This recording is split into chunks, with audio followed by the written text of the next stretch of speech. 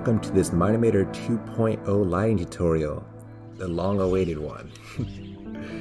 Whether you're new to Mine-Imator or want to step up your lighting game, I'll guide you through essential lighting techniques and settings. We'll cover render settings, different light modes, techniques to use, and much more. Be sure to like and subscribe, and let's get started. First, let's talk about ambient occlusion. Ambient occlusion adds soft shadows where objects meet, giving a more realistic look by simulating how light is partially blocked in these areas. To enable ambient occlusion, go to Render Settings and check Ambient Occlusion. Adjust the intensity and radius to see how it changes the shadows.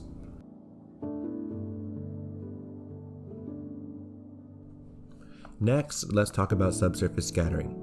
Subsurface scattering is the effect of light penetrating semi-transparent materials, like skin, to create a soft glow. To enable subsurface scattering, select the object or character, go to their material properties, and adjust the radius to your liking. Next is indirect lighting. Indirect lighting makes your scenes feel more natural by showing how light bounces around in a room or area. You can turn this on in the lighting settings. After enabling it, use the indirect lighting strength slider to control how bright or soft the balanced light looks. Next is reflections.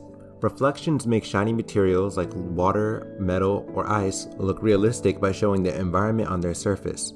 Adjust the roughness and metallic sliders for the object to control how reflective it is. A higher metallic value makes the surface shinier. A lower roughness value makes the reflections more clear. Next is anti-aliasing, which smooths out rough, pixelated edges on your screen. The ideal setting for anti-aliasing is around 100. Next, we have light management, which is key to making good lighting. The three settings are exposure, gamma, and tone mapping. Exposure adjusts the overall brightness of your scene. If your animation looks too dark, increase the exposure. If it's too bright, lower it until the details look clear. Gamma controls the contrast between light and dark areas. A higher gamma softens the shadows and reduces harsh contrast, while a lower gamma makes shadows deeper and more dramatic.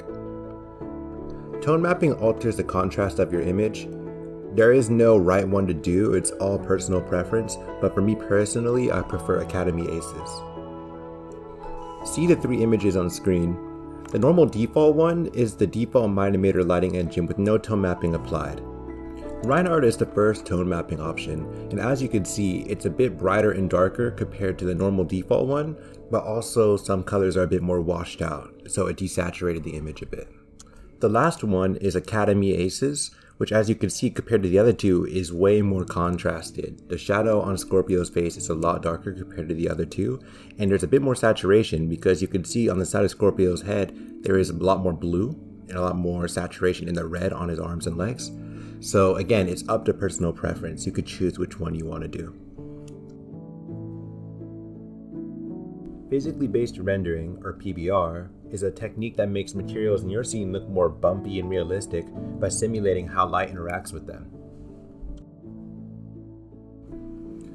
Next up is lighting techniques. Lighting is one of the most important aspects of creating a great animation. But here's the key thing to remember. There is no one-size-fits-all preset for lighting. Many students make the mistake of using preset values or colors because they work for one scene. What they don't realize is that lighting, colors, and composition change with every project. You'll almost never find a definitive preset value that works perfectly every time. Instead, you should always adjust and fine-tune your lighting settings to match the unique needs of your project. Before we continue, I would like to address a common mistake that many animators make when doing their lighting.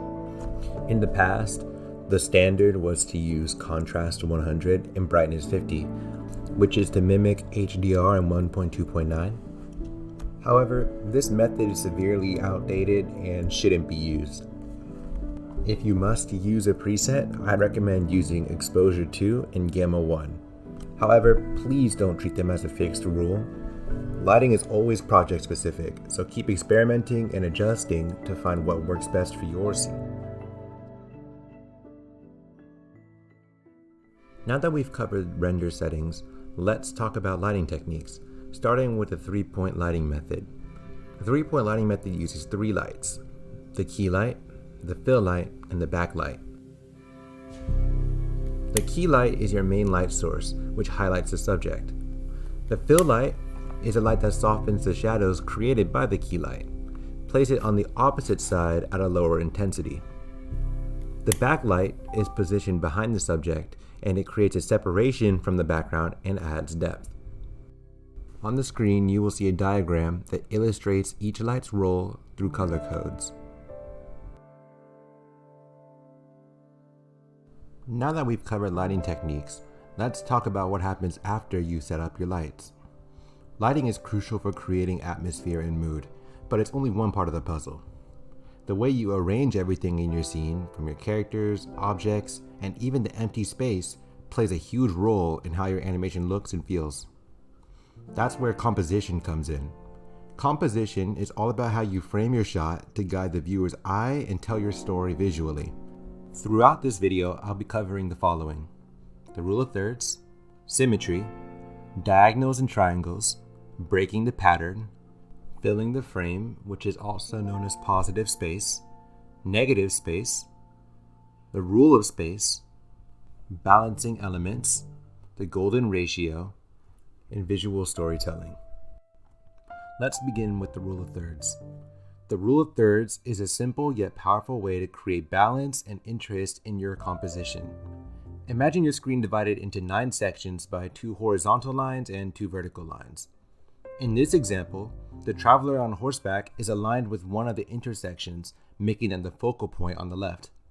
On the right, the ominous house with the glowing green light is placed at another intersection. Notice how the scarecrows and crops fill the foreground, adding depth without stealing focus.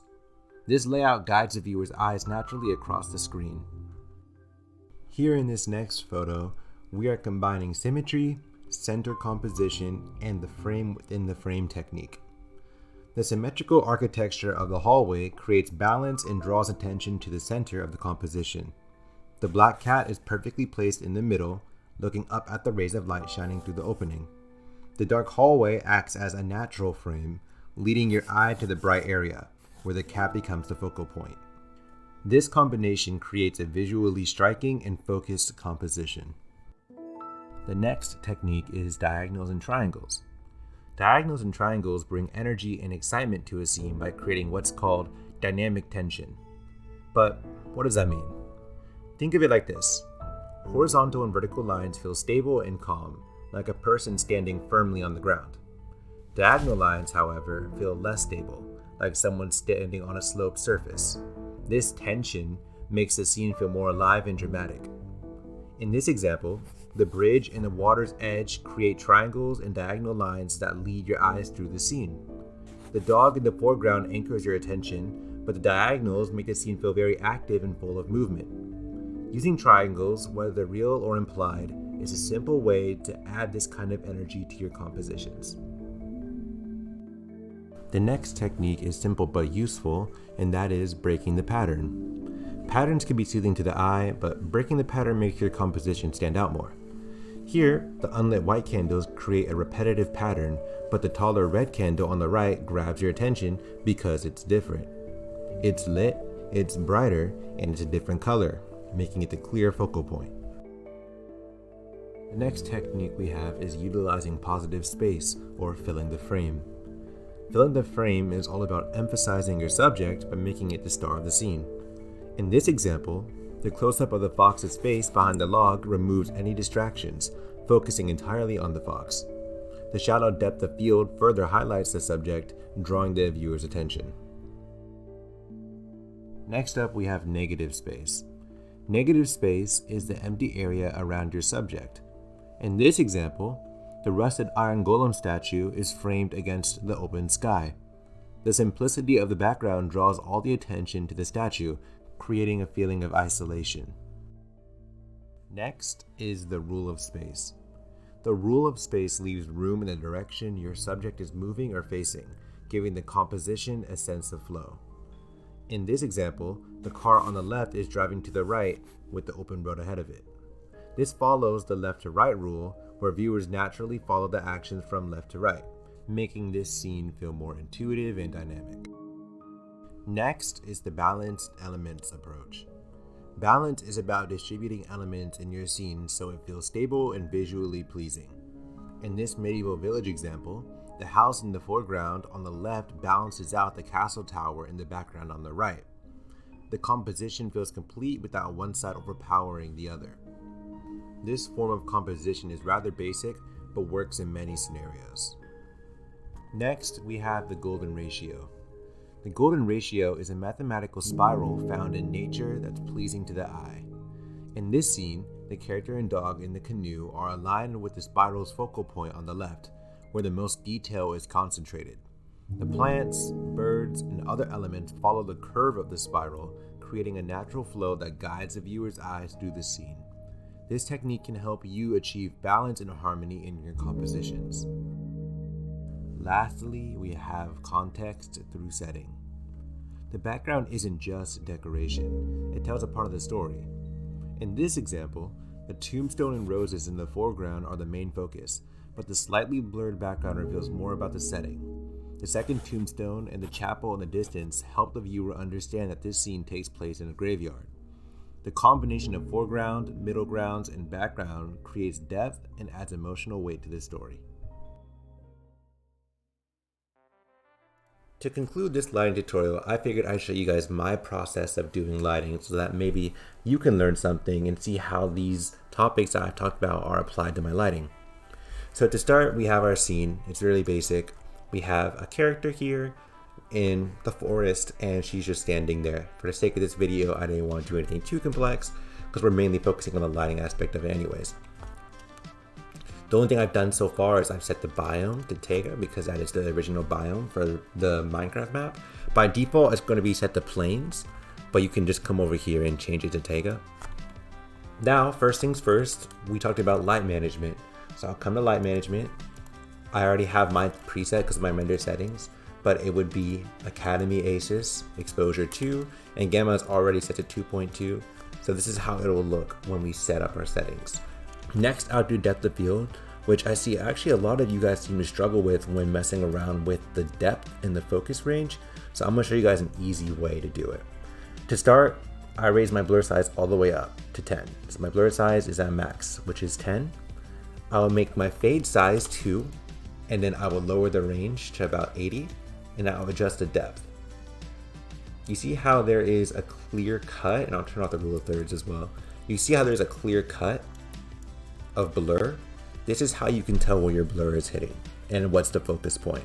So in this case, I want the main character here to be the focus point. So I'll align the blur so that it focuses on this character and maybe these crops here. And once I have my focus point, I'll lower the blur again to like say 1 or so and raise the fade size back up. Now we have blur in the foreground and the background, and the only thing that's not blurred is our main character and the crops next to them. Afterwards, I will adjust the environment settings, which are ambient and sunlight primarily. The first thing I will do when I do my lighting is I set sunlight strength to 200 instead of 100. I just like brighter light sources, so this is how I do it. Now I'll rotate the sun around to figure out what angle I want. I kind of like this angle here, and also you guys can notice there is a rim light around this character. That is because I set the radius of the subsurface scattering to 1. When I make it higher, you can see the subsurface scattering takes up more of the character. So if you want a rim light, you can just do 0.1 for example. If you want to bleed through more, you just raise the radius. So this is like a fine subsurface scattering for what I'm doing here.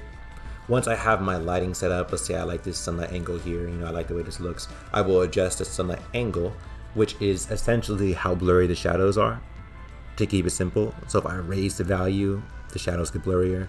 If I make the value really small, like 0.076, they're really sharp. So for this one, I like to keep it in between, so like 0.4, 0.5, that's typically fine. Next, I will adjust the ambient and sunlight colors. So for this case, I want to do a bit of a blue theme. Ambient, again, is the color of, I like to think the ambient as the color of the shadows. So when I'm adjusting this color, I'm thinking, okay, what do I want the dark spots of the scene to be colored? So in this case, I want it to be kind of bluish. So this would work for now.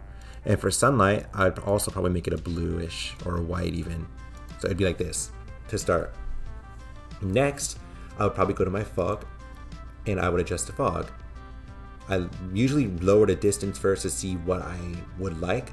One thing I like to be mindful of is making sure it doesn't look like the world cuts off. Because see how when I lower the distance here, the tree kind of ends here and you don't really see anything further on beyond this point.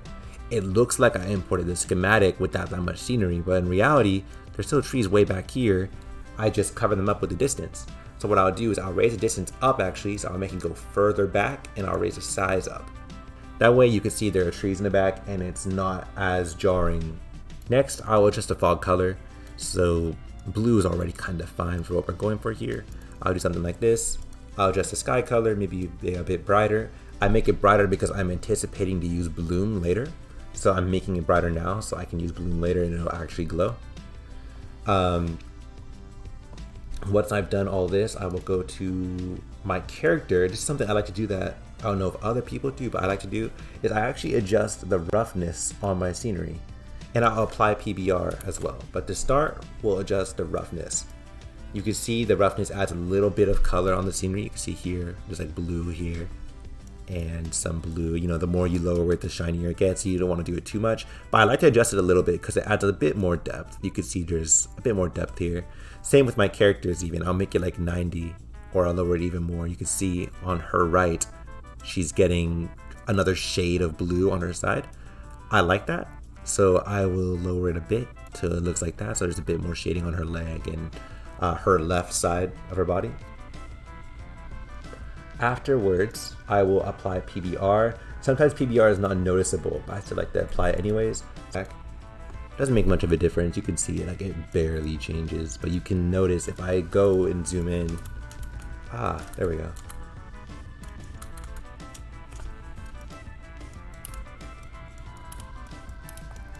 So when I apply this new PBR, you can see I probably wouldn't keep it this way. Now to see if the PBR is working, I'll usually turn on a material map and see. So I'll fly down here and you can see there are extrusions on the floor. The only problem with using material map is you lose your subsurface scattering, which in this case is a bit more important to me than these little minor details. So I'll take this off so the subsurface stays, but it is personal preference at the end of the day. So now we have this. Next, I'd probably go to bloom. So I turn on bloom, I lower the threshold a bit. I like lowering the threshold or making things extreme at the start and then softening them out later. So I'll make it really bright, see where the bloom is hitting, and then adjust the threshold. So I wanted to mainly just make the sky glow. I'll raise the radius a lot. And then I will lower the intensity a bit. Maybe make it a bit tinted blue. And now I will actually go to my render settings and start adjusting my render settings before I go any further. So for instance, let's adjust ambient occlusion. I make the ambient occlusion a bit more intense. And this is what I mean when I say render settings vary for every shot you do. Ambient occlusion that's set to this won't look good for other scenes. You know, you have to adjust it always. So in this case, I'm just adjusting. I'm seeing, okay, I like how it adds a bit more shading on the edges of these blocks here. If I turn it on and off, you can see. I like the shading it adds. I think it adds more depth. Next, after I've established the ambient occlusion, I'll go to indirect lighting. Indirect lighting is a lot more subtle, so I don't really mess with it too much, but you can see a difference. You turn it on, some things just get brighter. I usually don't use indirect lighting, so I'm gonna keep it off, but experiment with it anyways. The rest I leave alone. I never touch anti-aliasing or anything else, so that can stay as is. Now, this is where I'd probably take it to post and do all my other effects. But if I was doing it solely in Mine-Imator, I'd go to color correction and I'd probably start with color burn. Since I wanted to go for a blue theme, I would tint it blue like this.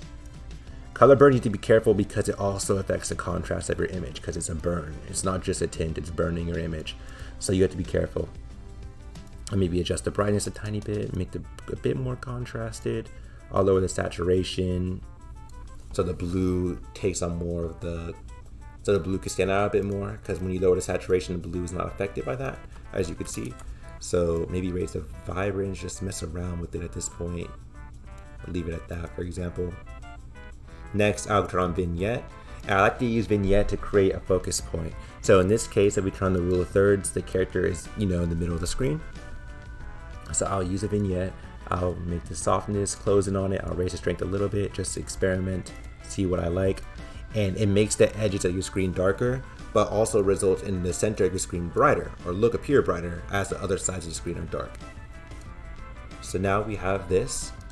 And from here, you can mess with chromatic aberration. I was messing with it before I started recording, as you can see. I didn't know you could actually distort them, so that was new for me. But if I adjust the blur amount, I usually make this really subtle. Like, it'd be no more than this. Like, it'd be like 2, 3, 2, 1 or something. It's like really subtle. It's the minor, like, it's just a minor thing. In this case, I probably wouldn't add it, but if I wanted to, I would leave it as is. Now I'll just go and do adjustments. So for example, I'm thinking maybe the difference on the ankle may look better. I'll rotate it around. Maybe this would work, maybe. I don't know for sure. I think I'll leave it at this for now. You can also go into custom biome if you think you can make, the water. If you want the water to be more blue, for example, you can make it more blue. If you want it to be darker for the foreground, you can make it darker for the foreground. Maybe you want the grass to be white so it looks snowy. That looks pretty cool. So maybe we make it kind of tinted so it's not just pure white. So it's like tinted green. And then we can make the water like ice water. So it's like kind of like this. And maybe make it a bit more blue. You mess around with it. And then with the trees, maybe I can make them like tinted like that, and the spruce in the background. Well, it's not spruce, I think it's dark oak. Yeah, dark oak, I can make it like a bit more blue, you see. So you mess around with the biome and you see what you like. Maybe make the shadows, softer if you're interested in doing that. But yeah, from this point on, you can adjust your gamma exposure, like minor things. Like gamma, you lower the darkness and saturation at the same time. So maybe you like this to look better, maybe you like this. And when I'm doing renders, I'll make keyframes for the camera settings so I can visit different options. So let's say I do gamma 1. I can go between the two, and I'll make it instant too. So it's already on instant good. So I can see the differences in real time. So this is one version of it. And then let's say I want to make a different color correction version where it's more blue and I raise the gamma higher, for example. Now I have different versions of it that I can cycle through. So, you just cycle through and see which ones you like, and then you can go from there. Maybe I'll adjust the fog even more. Maybe I want it to be a bit more foggy. I'll raise the distance back, raise the size, like so. And, from there you just keep adjusting. That's literally all I'll do for something like this. If I was doing something more in After Effects, it'd probably be a bit more complex, but I want to keep this Mine-Imator focused. So with this alone, this already isn't bad lighting, it's fine. So you can go off of this and, make your own adjustments to this method. I encourage you guys not to do what I do, but to reference what I do and make your own style out of it. You shouldn't try to be clones of me. You should try to be original to your own style and what makes you stand out and you're unique. But yeah, I hope this video helps. And if you guys have any questions, feel free to join my Discord server and ask. I have a lighting school that's kind of dead, but I may consider reopening it soon. So stay tuned for that. And be sure to like and subscribe if you haven't already. And I will see you guys in the next video.